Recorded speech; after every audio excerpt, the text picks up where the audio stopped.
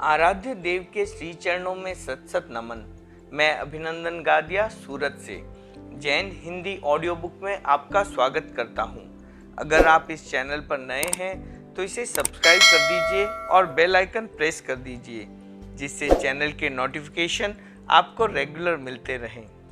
कल के अध्याय में हमने सुना था आचार्य श्री डालगणी का अंतिम प्रवास। दो महिलाओं ने ऐसी क्या बात कही कि आचार्य श्री ने लाडनू से विहार का मन बना लिया। डालगणी ने श्रावकों की प्रार्थना क्या कहकर अमान्य कर दी।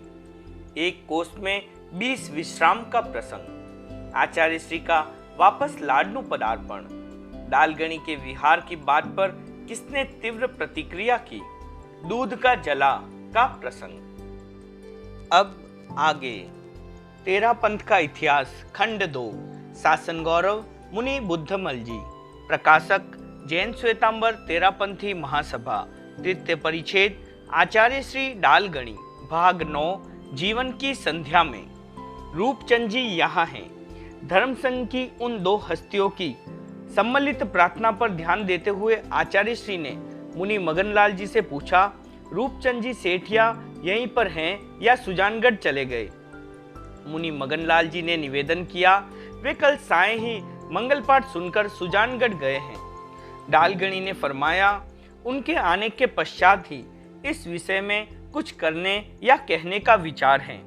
श्रावक वर्ग ने तत्काल रूपचंद जी सेठिया के पास वे समाचार भेजे और उन्हें तत्काल लाडनू आने के लिए कहलवाया। रूपचंद जी अपने समय के प्रथम कोटि के श्रावक थे। तत्वज्ञ होने के साथ ही वे समज्ञ भी थे। उन्होंने समाचार के हार्द को समझा और यथाशीघ्र लाडनू पहुंच गए। गुरु चरणों में उपस्थित होकर वे ज्यों ही उपासना में बैठे, आचार्य श्री ने चारों ओर दृष्टि घुमाकर लोगों की ओर एक अर्थ भरी दृष्टि से देखा। लोगों ने गुरु इंगित को समझा और तत्काल वहां से अन्यत्र चले गए। आचार्य श्री ने तब कुछ देर तक उनसे एकांत में बातचीत की। नियुक्ति पत्र। रूपचंद जी के साथ वार्तालाप संपन्न करते ही आचार्य श्री ने मुनि मगनलाल जी को स्याही, कलम तथा पत्र लाने के लिए कहा। उन्होंने तत्काल सारी वस्तुएं उनके पास लाकर रख दी। आचार्य श्री उस समय दोनों हवेलियों के सामने वाले लंबे तिरबारे में पूर्वाभिमुख विराज रहे थे। उन्होंने हाथ से सबको अन्यत्र चले जाने का संकेत किया। मुनि मगनलाल जी तिरबारे के दूसरे छोर पर चले गए तथा महासती जेठा जी प्रतोली पर बनी दूछती में चली गई। रूपचंद जी उठने लगे तो आचार्य श्री ने फरमाया, यहीं सेवा करो तो कोई अड़चन नहीं है। वे वहीं जरा सरक कर बैठ गए। मध्याह्न का समय था। आचार्य श्री ने तब नीरव एकांत में बैठकर युवाचार्य पद का नियुक्ति पत्र लिखा। अस्वस्थता के कारण शरीर एकदम सलथ था। श्वास लेने में कठिनाई महसूस हो रही थी। अंगुलियों को पकड़ कलम को सुव्यवस्थित नहीं रख पा रही थी। फिर भी कर्तव्य तो निभाना ही था। अनेक विश्राम लेकर उन्होंने वे कुछ पंक्तियां लिखी थी। उपयुक्तों को सूचना। पत्र पूर्ण करके आचार्य श्री ने कलम को नीचे रखा और इधर उधर देखा। इंगित समझते ही महासती जेठा जी तथा मुनि मगनलाल जी तत्काल वहां पहुंच गए। आचार्य श्री ने महासती जेठा जी को पत्र देते हुए फरमाया, इसे धूप में सुखा लाओ। 2 क्षण पश्चात मुनि मगनलाल जी को फरमाया, जेठा जी से पत्र ले आओ। मुनि श्री ने पत्र लाकर आचार्य श्री को समर्पित कर दिया। आचार्य श्री ने पत्र लेकर रूपचंद जी की ओर बढ़ाया, परंतु उन्होंने हाथ जोड़कर प्रार्थना की, गुरुदेव मेरा इसे नहीं देखना ही ठीक रहेगा। देखूंगा तो किसी के पूछने पर क्या उत्तर दूंगा? असत्य तो बोलूंगा नहीं, तब व्यवहार ही तोड़ना पड़ेगा कि पता तो है किंतु बतलाऊंगा नहीं। इससे अच्छा है कि पत्र देखूं ही नहीं। डालगणी ने तब नियुक्ति पत्र को लिफाफे में बंद करके अपने पुट्ठे में रख दिया। उपयुक्त व्यक्तियों को उन्होंने सूचित भी कर दिया और युवाचार्य का नाम गुप्त भी रख लिया। संकेत अवश्य दे।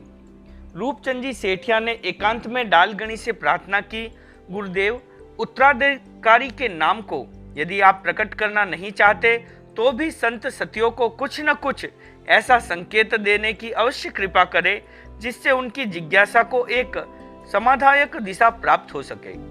आचार्य श्री ने फरमाया, मूल कार्य हो चुका है, तब संकेत आदि अन्य कार्य तो स्वल्पाधिक रूप में यथासमय होते ही रहेंगे।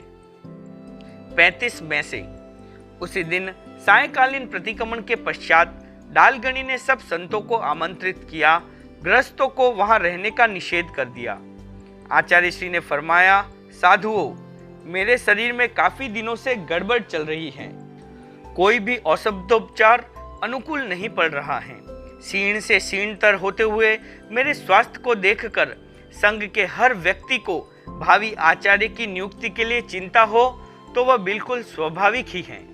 मैंने आज अपने आप को तथा तुम सबको उस चिंता से मुक्त कर दिया है।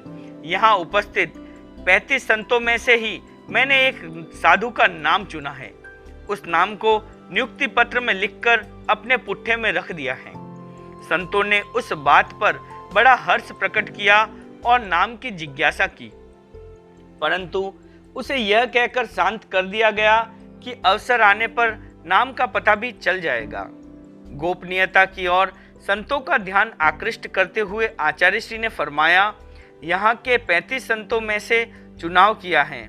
यह बात गृहस्थों के सम्मुख प्रकट नहीं करनी है। भावी आचार्य की प्रच्छन्न व्यवस्था कर दी गई है, यह बतलाया जा सकता है। शिक्षा बिंदु। भावी व्यवस्था का सामान्य संकेत देने के पश्चात डालगणी ने संतों को सामूहिक रूप से शिक्षा प्रदान की। उस दिन के पश्चात भी समय समय पर वे शिक्षा प्रदान करते रहे। भावी आचार्य को वे कर्तव्य बोध तो देते रहे, परंतु प्रकट रूप में कभी किसी को यह पता नहीं लगने दिया कि उन्होंने भावी आचार्य के रूप में अमुक व्यक्ति का चुनाव किया है। औरों की तो बात ही क्या, जिसे चुना गया उसे भी अपनी ओर से कोई झलक नहीं पड़ने दी। उस अवसर पर प्रदत्त आचार्य श्री की शिक्षाओं का सारांश यहाँ कुछ बिंदुओं में प्रस्तुत है। भावी आचार्य को अपने गुरु का आसन संभालना होता है, अतः उसे अपना तथा गुरु के शासनकाल का गौरव अक्षुण्ण बनाए रखना चाहिए। आचार्य को स्वयं की तथा साधु साध्वियों की आचार शुद्धि पर विशेष ध्यान देते रहना चाहिए। सारना वारना करने में आचार्य के लिए पूरी दक्षता और सावधानी की आवश्यकता होती है। शासन की गरिमा के अनुकूल कार्य करने वालों को प्रोत्साहन और प्रतिकूल को उपालम देने में कभी भूल नहीं होनी चाहिए। चारित्र पालने की नीति वालों को पूरा सहयोग देना चाहिए। वृद्ध, ग्लान आदि की सेवा व्यवस्था करने को अपना प्रथम दायित्व समझना चाहिए। आचार्य की दृष्टि सबको समान न्याय देने वाली और पक्षपात रहित होनी चाहिए। सुविनीतों का सम्मान बढ़ाते रहना चाहिए ताकि औरों को विनय की प्रेरणा मिलती रहे। अविनीतों तथा आज्ञा और मर्यादाओं का उल्लंघन करने वालों को कभी महत्व नहीं देना चाहिए। भावी आचार्य के संसार पक्षीय ज्ञाति गोती हो तो उनका सम्मान बढ़ाया जा सकता है, ठाणा अधिक दिया जा सकता है, परंतु संघ की देखभाल में उनका हस्तक्षेप नहीं होने देना चाहिए। पूर्व आचार्य द्वारा सम्मानित व्यक्ति का सम्मान यथावत रखना चाहिए। सभी साधु साध्वियों को यही शिक्षा है कि वे मेरी आज्ञा के समान ही भावी आचार्य की आज्ञा को भी सहर्ष शिरोधार्य करें। गण और गणी के प्रति सभी को समर्पित भाव से रहना चाहिए। स्वामी जी का शासन संयम जीवन का आधार है, अतः सभी का लक्ष्य प्राणपण से उसकी रक्षा और गौरव वृद्धि करना होना चाहिए। पुरस्कृत किया। डालगणी ने उल्लास के उस अवसर पर अनेक साधु साध्वियों को उनकी विशिष्ट सेवाओं के लिए पुरस्कृत किया। उनका विवरण अग्रोक्त प्रकार से है। मुनि मगनलाल जी सम्मुच के भार तथा बारी के कार्यों से मुक्त। मुनि कनीराम जी 5000 गाथाओं से पुरस्कृत। मुनि रंजीत मल जी 2100 गाथाओं से पुरस्कृत। मुनि छबील जी 1500 गाथाओं से पुरस्कृत। साध्वी राय कंवर जी 5000 गाथाओं से पुरस्कृत। साध्वी जय कंवर जी 5000 गाथाओं से पुरस्कृत। साध्वी कस्तूरा जी 5000 गाथाओं से पुरस्कृत। साध्वी भीखा जी 5000 गाथाओं से पुरस्कृत। साध्वी अंबा जी 5000 गाथाओं से पुरस्कृत। साध्वी छगना जी 4000 गाथाओं से पुरस्कृत, साध्वी सुंदर जी 2500 गाथाओं से पुरस्कृत, साध्वी चांदा जी 2000 गाथाओं से पुरस्कृत। एक झांकी। ठाकुर आनंद सिंह जी ने जब सुना कि आचार्य श्री ने अपने उत्तराधिकारी की नियुक्ति तो कर दी है, परंतु नाम घोषित करने के बजाय नियुक्ति पत्र में लिखकर बंद लिफाफे में प्रच्छन्न रख दिया है, उनकी जिज्ञासा ने ऐसा जोर मारा कि वे एकांत अवसर देखकर सेवा में उपस्थित हुए और आचार्य श्री के सम्मुख अपनी भावना रखी कि मैं भावी आचार्य को प्रत्यक्ष देखना चाहता हूँ। आचार्य श्री ने फरमाया, नाम तो अभी खाम में प्रच्छन्न रखा हुआ है, उसकी घोषणा से पूर्व आपको उन्हें प्रत्यक्ष कैसे दिखलाया जा सकता है। ठाकुर साहब, इसीलिए तो मैं इस एकांत समय में अकेला आया हूँ, एक नौकर को भी साथ नहीं लाया हूँ, उसे भी नीचे छोड़ आया हूँ। मेरे मन की इस उत्सुकता को तो मिटना ही होगा। ठाकुर साहब आचार्य श्री के अत्यंत भक्त थे, फिर भी प्रथम बार की उनकी प्रार्थना को तो उन्होंने टाल दिया, परंतु जब दूसरी बार आग्रह भरा निवेदन किया तब उसे टाल देना उन्हें उचित नहीं लगा। उन्होंने इस शर्त पर बतलाना स्वीकार कर लिया कि वे अन्यत्र कहीं उसकी चर्चा नहीं करेंगे। डालगणी ने कमरे के बाहर पहरे में बैठे मुनि रणजीत मल जी से कहा, कालू जी को बुला लाओ। वे गए और मुनि कालू जी को सूचित किया कि आचार्य श्री आपको याद फरमा रहे हैं। मुनि कालू जी ने अपने चालू कार्य को तत्काल वहीं स्थगित किया और आचार्य श्री के चरणों में उपस्थित हो गए। वंदन की मुद्रा में बैठकर वे आदेश की प्रतीक्षा करने लगे। आचार्य श्री ने फरमाया, एक कार्य से बुलाया था परंतु अब वह हो गया, जाओ और अपना कार्य करो। मुनि कालू जी जिन पैरों गए थे उन्हीं पैरों वापस लौट आए।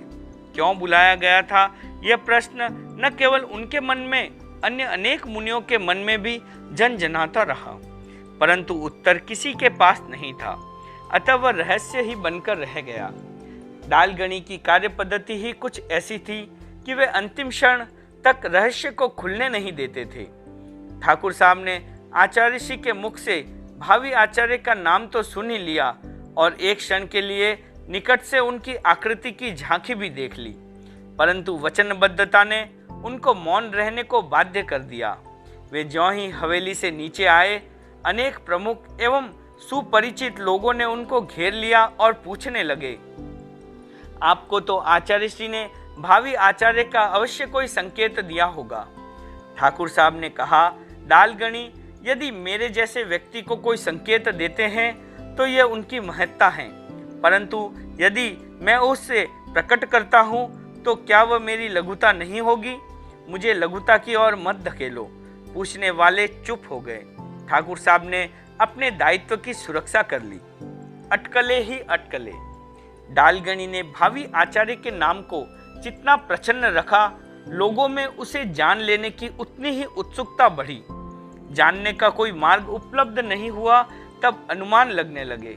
अंतरंग स्थितियों का अनुभव रखने वाले लोग बहुत कम होते हैं, अधिकांश तो बाह्य अटकलों पर ही धारणा बनाते रहे, इसलिए उस समय धारणाओं का जोर बढ़ने लगा। किसी एक ने अपनी धारणा बतलाते हुए कहा, अमुक साधु पर डालगणी की विशेष कृपा देखी गई है, अवश्य उसी का नाम पत्र में लिखा होगा। दूसरा बोला, तुम नहीं जानते, आचार्य श्री अमुक मुनि के नाम का बार बार उल्लेख करते रहे हैं, निसंदेह उसे ही आचार्य बनाया जाएगा। तीसरे ने कहा, तुम में से किसी ने भी वास्तविकता को नहीं पहचाना। आचार्य श्री ने अमुक मुनि को आज ही आदेश दिया है कि वह रात्रिकालीन व्याख्यान में जनता को रामचरित्र सुनाए। क्या यह हम लोगों के लिए स्पष्ट संकेत नहीं है कि वही मुनि उत्तराधिकारी होगा? इस प्रकार जितने मुख उतनी बातों का एक ऐसा सिलसिला चलने लगा कि जिसका न कहीं और दिखाई देता था न छोर। जहाँ भी दो चार व्यक्ति एतद विषयक बात चलाते, अटकले ही अटकले लगने लग जाती। अभी इतना ही। अटकलबाजियों से उभरे विभिन्न नाम सामान्य लोगों में तो असमंजसता उत्पन्न कर ही रहे थे, विशेष व्यक्तियों के लिए भी वे सिरदर्द बनते जा रहे थे। कोई किसी भी नाम की स्वीकार्यता अस्वीकार्यता के विषय में कुछ भी कहने की स्थिति में नहीं था। जिन नामों की आधार शून्यता स्पष्ट दिखलाई दे रही थी, उनके विषय में भी मौनावलंबन ही एकमात्र श्रेयस्कर मार्ग दिखाई देने लगा था। अनेक संत तथा श्रावक उक्त अस्पष्ट स्थिति को स्पष्ट करवा देना चाहते थे। वे कभी स्वयं तथा कभी परस्पर सोचते कि भावी आचार्य का नाम जब एक न एक दिन प्रकट होना ही है, तब उसे इतना प्रसन्न रखने की क्या आवश्यकता है। क्यों न उसे अभी प्रकट कर सारे अनावश्यक ऊहापोह को समाप्त कर दिया जाए। वे लोग ऐसा भी सोचते कि नाम प्रकट करने में अनेक गुण हैं। उस स्थिति में आचार्य की सेवा में बैठकर स्वयं युवाचार्य व्यवस्था विषयक आंतरिक जानकारी प्राप्त कर सकते हैं। आचार्य श्री भी अपने उत्तराधिकारी को परंपरा एवं निजी अनुभवों के आधार पर नवीन बोध प्रदान कर सकते हैं। वर्तमान आचार्य के प्रभाव का भावी आचार्य को सहज लाभ मिल सकता है। आचार्य की विद्यमानता में ही चारों तीर्थ यदि अपने भावी आचार्य से परिचित और प्रभावित हो जाए, तो अनुशासनिक कठिनाइयां बहुधा अनुत्थानोपहत हो जाती हैं। समय समय पर अनेक व्यक्तियों द्वारा उपयुक्त प्रकार के विचार डालगणी तक पहुंचाए गए, परंतु उन्होंने या तो उन सबको निर्लिप्त भाव से सुन लिया या फिर थोड़ा सा मुस्कुराकर टाल दिया। अपनी ओर से अनुकूल या प्रतिकूल किसी भी प्रकार की कोई प्रतिक्रिया व्यक्त नहीं की। उनका दृष्टिकोण उत्तराधिकारी की नियुक्ति करने तक ही सीमित रहा। उसे स्थापित करने में उन्होंने कोई रुचि नहीं ली। एकमात्र आचार्य के ही अधिकार का वह कार्य था। वे जब मौन थे तो निवेदनकर्ताओं को यह सोचकर मौन हो जाना पड़ा कि अभी आचार्य श्री इतना ही करना चाहते हैं। क्रमिक क्षीणता। डालगणी के शरीर की स्थिति क्रमशः क्षीणता की ओर बढ़ रही थी। उदर शोथ, दस्त, श्वास और अन्न रुचि ने उनकी निर्बलता को परवस्था की स्थिति तक पहुंचा दिया। जब उन्होंने अपने उत्तराधिकारी का निर्णय करते हुए नियुक्ति पत्र लिखा, तब मानसिक उल्लास के साथ थोड़ा शारीरिक स्वास्थ्य भी अनुकूल अनुभूत हुआ, परंतु वह बहुत अल्पकालिक ही रहा। शीघ्र ही उन्हें दस्त लगने लगे। उससे निर्बलता 2 कदम और आगे बढ़ गई। उससे एक लाभ भी दृष्टिगत हुआ कि उनके शरीर का शोथ कम हो गया। उस वर्ष श्रावण मास 2 थे। वे दोनों मास ऐसी स्थिति में व्यतीत हुए कि जब जब दस्त अधिक लगने लगते तब शोथ कम हो जाता, और जब दस्त कम हो जाते तब शोथ बढ़ जाता। समग्र आकलन से देखा जाए तो निष्कर्ष यही निकलता है कि उनकी शारीरिक क्षीणता ही वृद्धिगत होती रही थी। मृत्यु का पूर्व आभास। अपने शरीर की विषम स्थिति को देखकर आचार्य श्री को अनुभव होने लगा कि अब यह शरीर अधिक दिनों तक निभ नहीं पाएगा। उन्होंने श्रावण मास में एक दिन संतों से फरमाया भी था, इस वर्ष स्वामी जी का चरमोत्सव मनाया जाना संभव नहीं लगता। इससे यह अनुमान लगाया जा सकता है कि आचार्य श्री को पहले से ही कुछ आभास हो गया था, जिसके आधार पर उन्होंने उक्त कथन किया और वह पूर्णतः सत्य सिद्ध हुआ। अटूट मनोबल। आचार्य श्री का शारीरिक बल धीरे धीरे न्यून से न्यूनतर होता जा रहा था, फिर भी उनका मनोबल अटूट बना हुआ था। रुग्ण अवस्था की उस क्षीणता में भी जब वे पछेवड़ी ओढ़कर पट पर आसीन होते, तब ऐसा लगता मानो वे बिल्कुल निरोग हैं। उनकी आकृति पर एक अलौकिक तेजस्विता प्रतिभासित होती रहती थी। भाद्र शुक्ला पंचमी को संवत्सरिक पर्व दिन था। उस दिन के उपवास को आचार्य श्री के लिए सभी ने एक घाटी पार करने जैसा दुर्वाघ माना था, परंतु उन्होंने उसे सुगमता से पार कर लिया। भाद्र शुक्ला दशमी को आचार्य श्री ने 4 बहनों को दीक्षा प्रदान की। नीचे पधारने की शक्ति उनमें नहीं थी, अतः हवेली के सामने वाले तिरबारे में ही वह कार्य संपन्न किया। दीक्षा के अवसर पर याचित वस्त्रों को भी उन्होंने अपने हाथ से माप माप कर वितरित किया। लगभग 2 घंटे तक लगातार वे परिश्रम करते रहे। अमूल्य अवसर। डालगणी की उपासना रूप सेवा तो यथा समय साधु साध्वीगण करते ही रहे थे, परंतु कार्य रूप सेवा का अमूल्य अवसर तो कुछ ही सौभाग्यशालियों को मिल पाता है। जिस प्रकार से किया गया कार्य आचार्य श्री को पसंद नहीं था, अतः प्रतिदिन के कार्य जिन जिन को समर्पित थे वे ही करते थे। रुग्णावस्था में अनेक सामयिक आवश्यकताओं के अतिरिक्त पूरी जागरूकता युक्त सार संभाल, औषध प्रयोग, पथ्य गवेषणा, चर्या सहयोग आदि की आवश्यकता हो गई थी।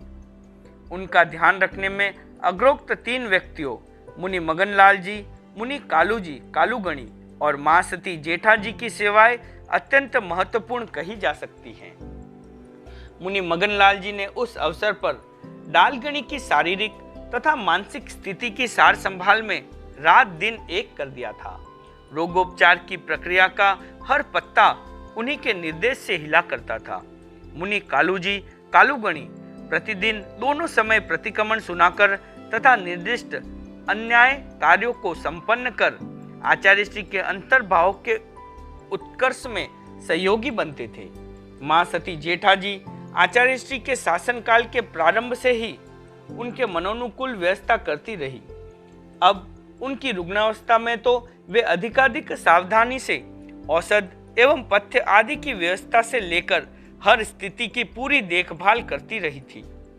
आत्मशोधन के लिए डालगणी ने अपनी शारीरिक स्थिति को क्षीणतर होते देखा तो मुनि कालू जी कालूगणी से फरमाया, मुझे जयाचार्य रचित आराधना की ढालें सुनाओ। मुनि कालू जी ने क्रमशः एक एक ढाल गाते हुए पूरी आराधना सुनाई। आचार्य श्री ने भी तदनुसार ज्ञान, दर्शन, चरित्र, तप और वीर्य इन 5 आचार के प्रत्येक अतिचार की आलोचना की और मिच्छामि दुक्कडम उच्चारण के साथ आत्मशोधन के मार्ग पर आगे कदम बढ़ाए। उन्होंने समग्र जीव जगत से खमतखामना किया और फिर शास्त्रार्थ करने, प्रायश्चित देने, उपालम देने तथा अनुशासन करने आदि कार्यों में जिनके साथ स्वल्प सा भी कटु एवं आक्रोशपूर्ण व्यवहार होने की संभावना रही, उनको याद करते हुए उन्होंने एक एक का नाम लेकर खमतखामना किया। इसी प्रकार आराधना के 10 द्वारों के क्रम से उन्होंने महाव्रतों का आरोपण, पाप परिहार, शरण स्वीकार, तिरस्कृत निंदा, सुकृत प्रशंसा एवं आर्जव, मार्दव आदि के द्वारा आत्मा को अधिकाधिक भावित किया। इस प्रकार भाद्र शुक्ला एकादशी उनके लिए भाव विशुद्धि की प्रबलता एवं सहज सुखसाता के साथ व्यतीत हुई। पक्का ध्यान रखना, भाद्र शुक्ला द्वादशी के प्रातःकाल में ही आचार्य श्री का श्वास अधिक भारी हो गया। अंदर ही अंदर कुछ घुटन एवं अज्ञात सी असुविधा महसूस होने लगी। उन्होंने मुनि मगनलाल जी को फरमाया, आज मेरे शरीर की स्थिति सदा से कुछ भिन्न प्रतीत होती रही है। मुझे लगता है कि मैं कल का दिन नहीं देख सकूंगा। तुम आज पूरी सावधानी रखना।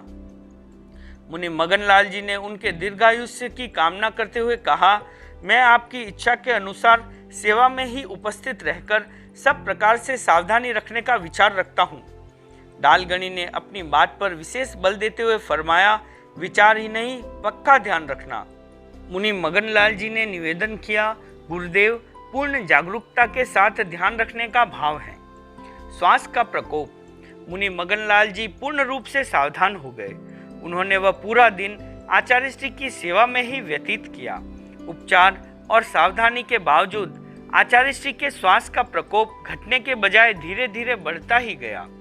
सायकाल तक तो वह इतना तीव्र हो गया कि उसकी आवाज काफी दूर तक सुनाई देने लगी। उससे उनकी शारीरिक असाता अत्यंत तीव्र हो गई। बैठकर प्रतिक्रमण, सायकालीन सामूहिक गुरु वंदन के समय सारे साधु आचार्य श्री के पास एकत्रित हुए और सबने वंदन किया। उसके पश्चात वे सब प्रतिक्रमण करने में लग गए। डालगणी उस समय तीव्र वेदना की स्थिति में थे। श्वास के वेग ने उनकी बेचैनी को असहता की कोटि तक पहुंचा दिया। फिर भी उनके मनोबल का तार कहीं से भी टूटा नहीं था। संतों ने प्रार्थना की, बैठने में असुविधा रहेगी, अतः आप सोए सोए ही प्रतिक्रमण सुनने की कृपा करें।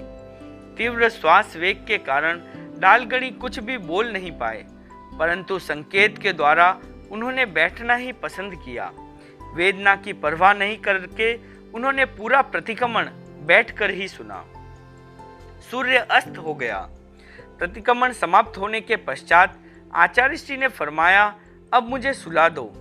सेवा में बैठे मुनि मगनलाल जी ने हाथ का सहारा देकर उन्हें सुला दिया, किंतु सोते ही उन्होंने आंखें फेर दी। मुनि मगनलाल जी पूर्ण सजगता के साथ उनके पास ही उपस्थित थे।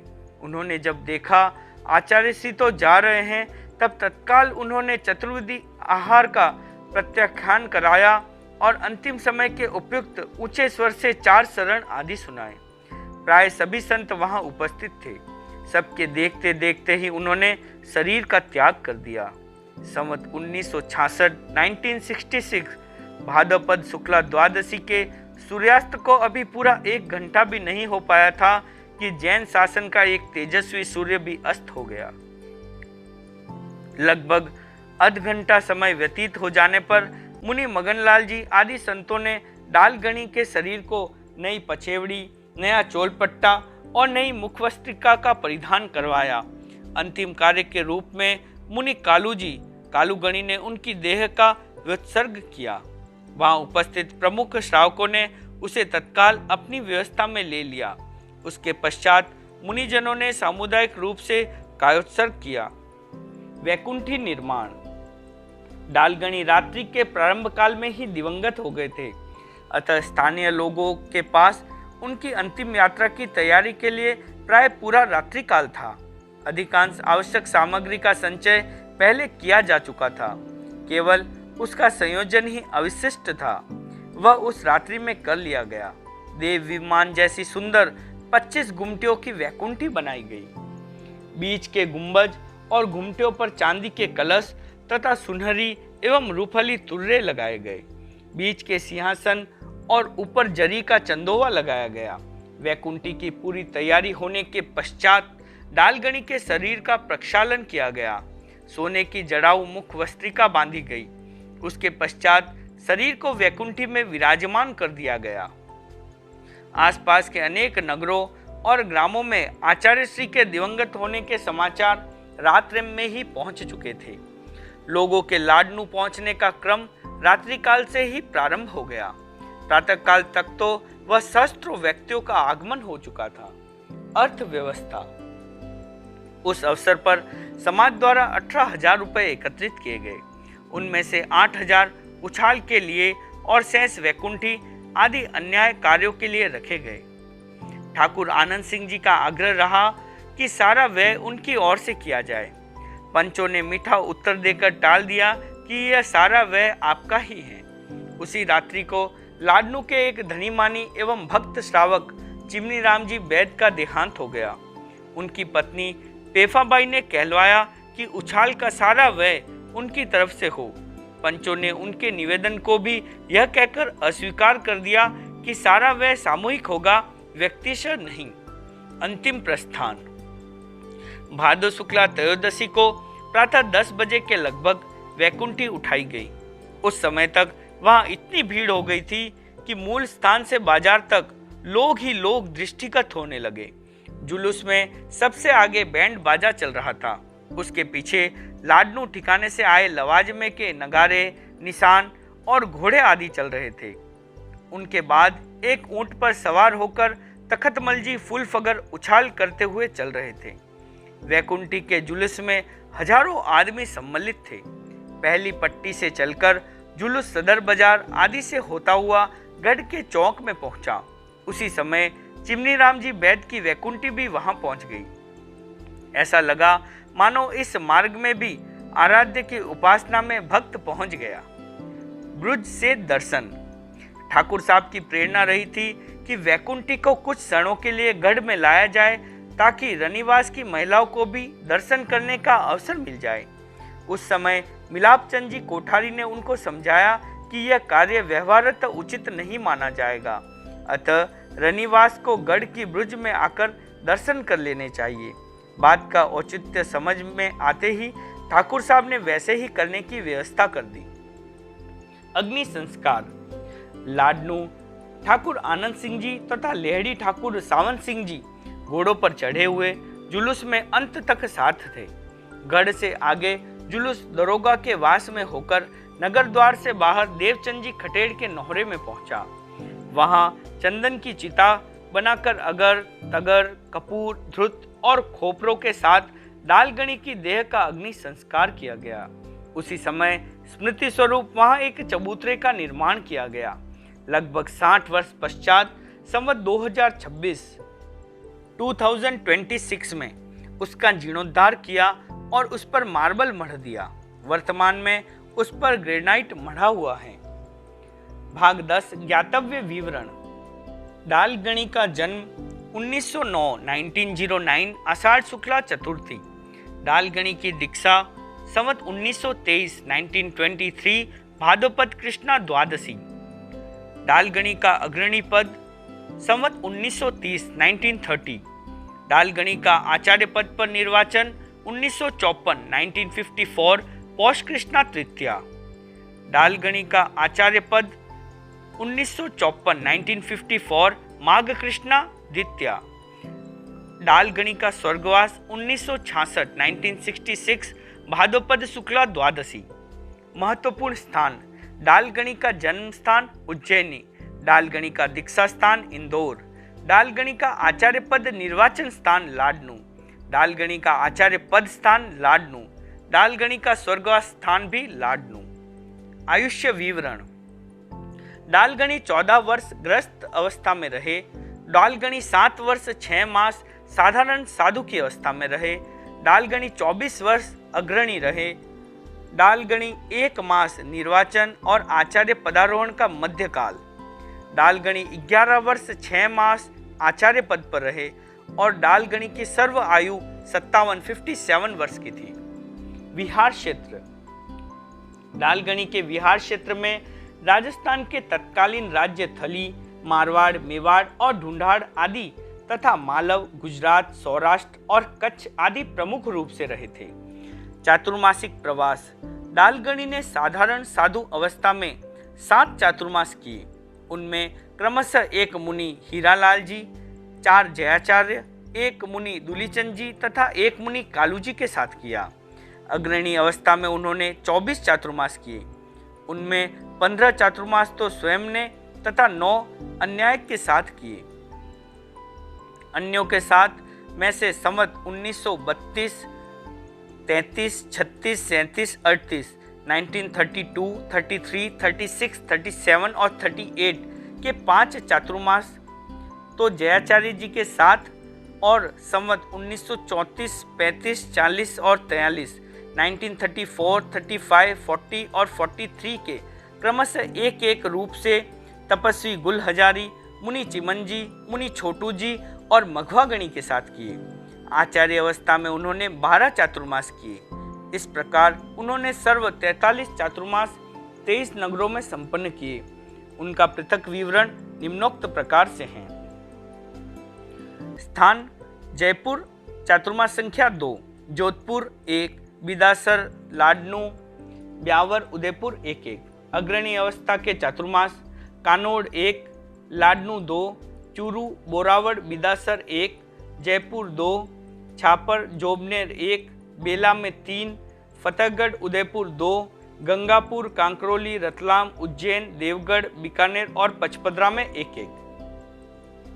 आचार्य अवस्था के चातुर्मास लाडनू में सबसे अधिक 4, सरदार शहर और बिदासर में 2-2, राजलदेसर, जोधपुर, सुजानगढ़, चूरू में 1-1।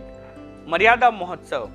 डालगणी ने अपने शासनकाल में 6 नगरों में 12 मर्यादा महोत्सव किए। उनका विवरण इस प्रकार है। बिदासर में 4 मर्यादा महोत्सव, राजलदेसर में 1, लाडनू में 4, उदयपुर, रतनगढ़ और सरदार शहर में 1-1। शिष्य संपदा। डालगणी पदासीन हुए उस समय धर्मसंघ में 72 साधु और 194 साध्वियां विद्यमान थी।